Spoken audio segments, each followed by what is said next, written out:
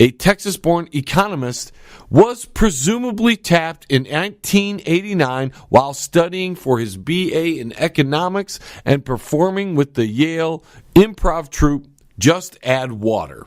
At 41, he was one of the youngest chairmen of the Council of Economic Advisory in the history of the White House. That was during Obama.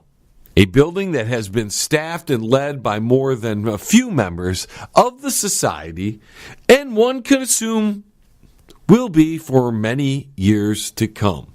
Percy Rockefeller, class of 1900, white shoe New Yorker, oil man, gun dealer, and of course, he was a Rockefeller, and we'll get into the Rockefellers a little later on. But we've got to take that first time out, ladies and gentlemen. Stay tuned. Don't go anywhere. Plenty more coming your way. If you didn't know this stuff, you're going to know it now. We'll be right back. Hey, Uncle Shady, where are they going? Hey, you, get back here. The John Lebang Show will be right back. Are you in need of commercial or residential window cleaning? Do you need your office cleaned? Maybe custodial work? How about some gutter cleaning? If you do, then call Pane in the Glass. For a beautiful shine that's crystal clear, call Pane and the Glass. You can find them on Facebook at Pane and the Glass. It's all happening February 1st at 8 p.m. Eastern. The 2019 Banger Music Awards. Guest presenters K-Rock and Sid, Savvy Schmidt, Wes Highland, Derek Shelmerdine, Kevin Holly, Alien Stone, and Motown Vinny, just to name a few. Music by The Dark Clouds, New Day Dawn, Folsom, Subway, and many others. The 2019 Banger Music Awards. For more information, go to our website, www.jlebang.com. It'll be a night to remember. February 1st at 8 p.m. Eastern on these great stations. The 2019 Banger Music Awards. Be there. It'll be epic. You're listening to the John Lebang Show. You feel smart. Oh, I feel smart. I wasn't talking to you. I was talking to them. Who's them? The people on the radio. Oh, now shut up. We're going back to John. Now let's look into the skull and crossbones. You know that little poison sign? Why would they have that as their symbol? And what other organizations throughout history have used that symbol?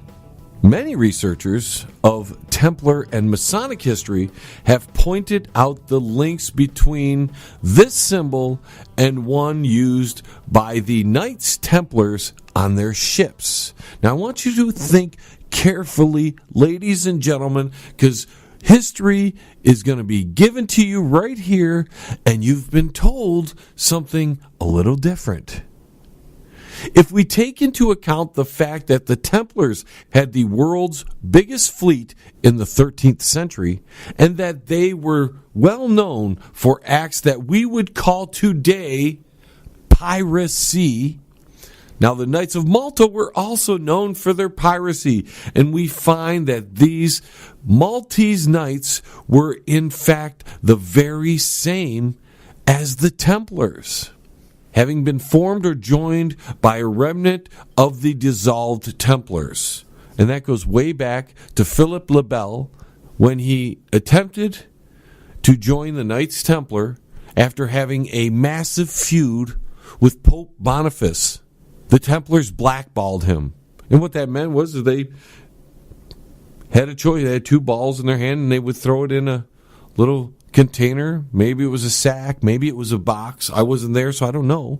But we know he was blackballed by the Templar. And he decided to send his magistrates, his police force, whatever they called them back then, to round up and kill the Templars. That happened October 13th on a Friday. And any Templars that weren't captured, they fled France. And after they fled France, they dissolved the Templars. Maybe they became the Knights of Malta. Maybe with all those ships with the skull and crossbones that they had way back when. And all the loot that they got from their so-called piracy. Now, these Templars and Knights of Malta were accused on several occasions of piracy, and henceforth we have tales of piracy on the high seas. Jack Sparrow, anyone? You cheated. Pirate. There is a direct link, therefore, between the creation or use of the skull and crossbones by the Knights Templar and our modern day idea of it being the symbol of piracy. It is my intention to commandeer one of these ships, pick up a crew and Tortuga, raid, pillage, plunder, and otherwise pilfer my Weasley blackguards out. Now we have to ask ourselves, why an elite group of Yalesmen called the Skull and Bones, why did they take on the same symbolism as the pirates, as the Knights Templar? A distant cousin of my aunt's nephew, twice removed. Now, a good book to read on all this, I'll give you two. First one is Born in Blood by John J. Robinson, The Lost Secrets of Freemasonry. Because Freemasonry is also tied to the Knights Templar. So the Skull and Bones, who carry the same symbol as the pirates that were previously the Knights Templar, who were prior to that the Freemasons, and so on, and so on, and so on. And the second book that I think you should check out that would give you a little more insight, Behold a Pale Horse, by Mr. Milton William Cooper. Take the time, read those books, and you'll see that the Knights Templar never died off. They just changed their names to the Pirates. And is it possible that the pirates of yesteryear changed their name once again, and the Skull and Bones Secret Society, the Order 322. And that is Bruce Wayne's grandfather, Mrs. Cooper? His great-grandfather. I understand he was tapped for Skull and Bones. Tapped for it? Sir, he founded Skull and Bones. As Pythagoras stated, all things are number. Pythagoras was an initiate.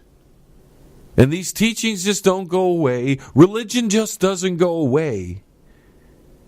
It becomes occult, hidden, until it needs to come out. Now, as I continue,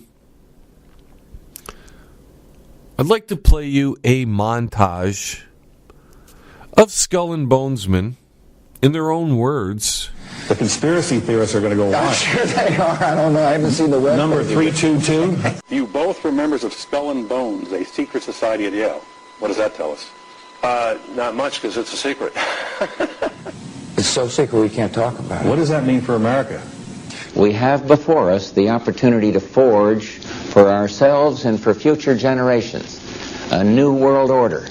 Never before has a new world order had to be assembled from so many different perceptions. And this present window of opportunity during which a truly peaceful and interdependent world order might be built. You were both in Skull and Bones, the secret society.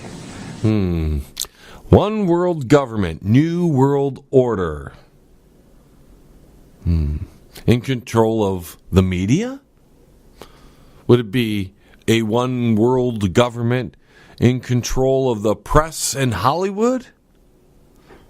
Would it be control of wars and when that would happen? Could that be all part of the one world government that they're talking about? 9/11, Libya, mass immigration, all part of the plot? Could that be?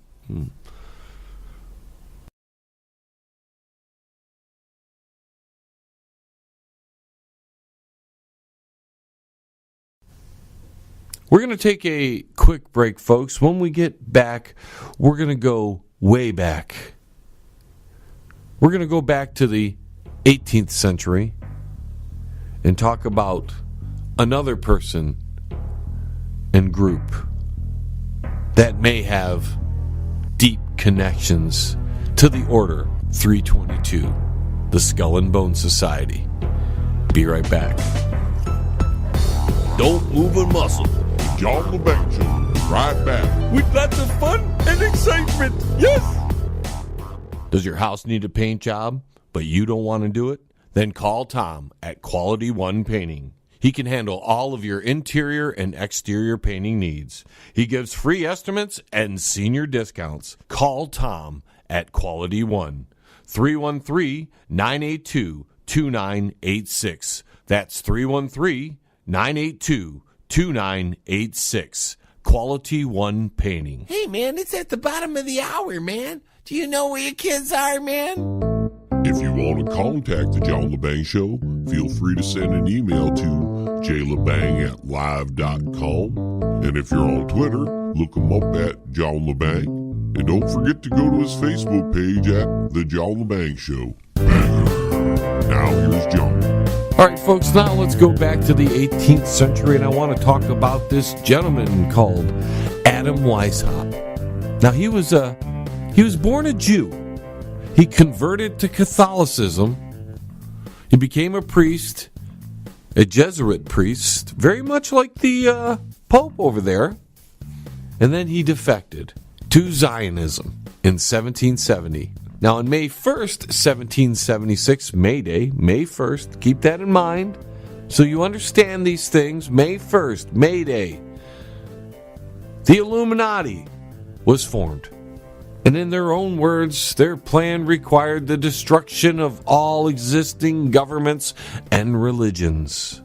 The plan was to divide and conquer, taking different groups of people and pinning them against each other on ever-growing political, social, and economic issues. Now, doesn't that sound like what is going on today? Now, the House of Rothschild, at least one member that we know publicly, has been part of the Skull and Bones. But we know the Rockefellers throughout history have been a very prominent family. They funded both sides of the French Revolution and every war since. They were behind the Council on Foreign Relations. This is a private organization that helps dictate the policies of the United States. We know prominent members of the Rothschilds have been Masons. We know they've also been prominent in the building of the British Institute for Foreign Affairs, the United Kingdom's version of the Council on Foreign Relations. They've set up many front organizations controlled by themselves and bankers, they were also fundamental in the creation of the United Nations. But now I'd like to go back to the Napoleonic Wars, if I may. The Rothschilds funded both sides of that war. They funded Napoleon, and another branch of the Rothschild Empire funded Britain, Germany, and other nations. They sent word back to England that Napoleon had won the war, which caused a major financial panic, and guess who swooped in to buy up the losses at pennies on the dollar? Now, by the time the government of England found out it was all fake news, it was a lie, it was too late. They were indebted through their war debt, and the taxes of the English people have been going to the debt ever since. Now, Nathan Rothschild, he has one major famous quote that all should take heed to what he says here. He says, after all this had happened, after the Rothschilds swooped in and took over the financial system of England, he said this: "It's the best business I've ever done. If I control a nation's wealth, I care not who makes the laws." Now, they've been pushing wars ever since, and all nations are becoming so weary of this. Back in the Congress of Vienna, they tried to put